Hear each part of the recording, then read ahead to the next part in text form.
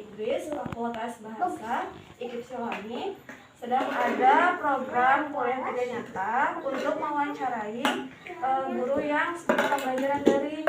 Kan ada beberapa pertanyaan yang perlu Ibu jawab. Ya, Minta silakan. waktunya sebentar boleh ya? Boleh. Nah, yang pertama, bagaimana teknis pembelajaran pada masa pandemi ini? Selama masa pandemi ini kan dilarang untuk melakukan pembelajaran tatap muka ya.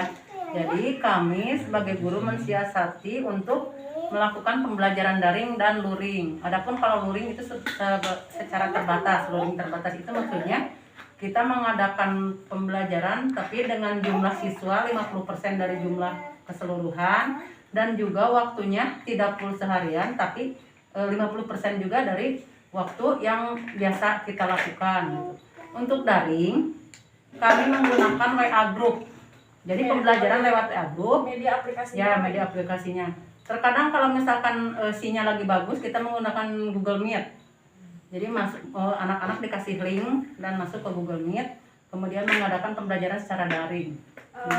Kalau respon anak ketika pembelajaran berlangsung gimana, Bu? Nah, ketika pembelajaran daring berlangsung, mereka sempat kebingungan juga ya, karena mungkin pertama kalinya mereka menggunakan aplikasi seperti itu.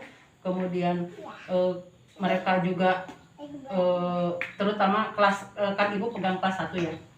Jadi mereka juga butuh bantuan orang tuanya juga kadang-kadang gaptek juga ya, tidak mengenal teknologi. Jadi banyak mereka awalnya kebingungan, tapi setelah Ibu kasih tahu cara-caranya, dibimbing masuknya gimana, mereka bisa. Dan kemudian linknya itu tidak pernah berubah, itu aja, jadi untuk memudahkan mereka gitu. Terus Bu, kalau kesulitan peserta didik ketika pembelajaran?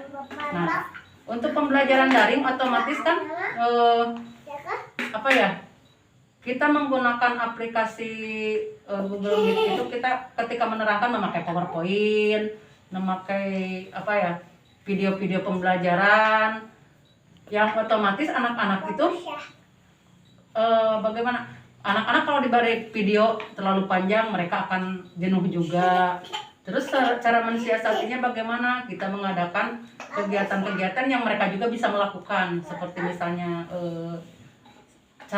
Ibu menerangkan tentang cara menggosok gigi. Nah, anak-anak melakukannya di rumah gitu dengan cara di video, terus nanti dikirim ke WA group gitu.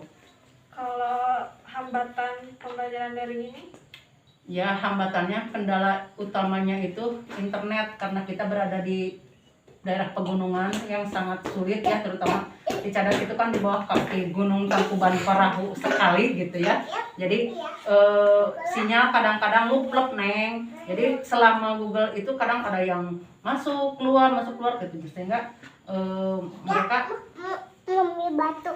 kadang-kadang suka pusing sendiri, apalagi anak-anak sampai nangis gitu kalau keluar gitu. Jadi itu aja kendalanya, paling sinyal gitu. Dan juga mungkin keluhan dari orang tua mengenai kuota, karena kan kalau misalkan Google Meet itu memerlukan kuota yang sangat banyak.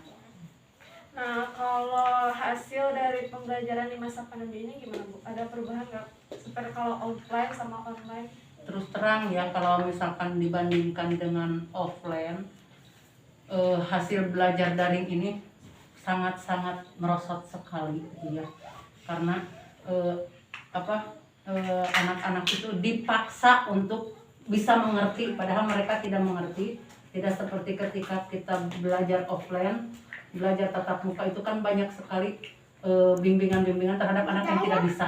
Jadi kita ada bimbingan khusus. Kalau misalkan di daring itu kita semua anak-anak dipaksa untuk mengerti aja gitu. Jadi otomatis hasil belajar siswa itu sebenarnya sangat menurun sekali. Tetapi karena kebijakan pemerintah sekarang tidak ada target kurikulum, jadi mereka aman-aman saja.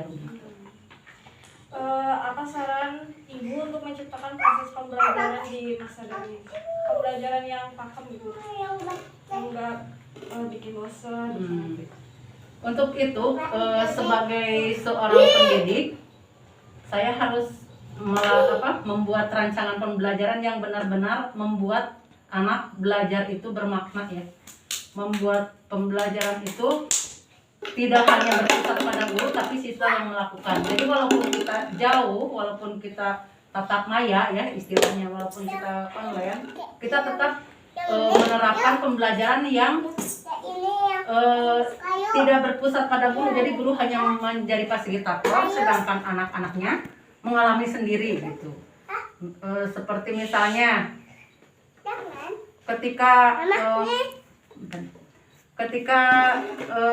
ada pembelajaran tentang misalkan tentang gotong royong.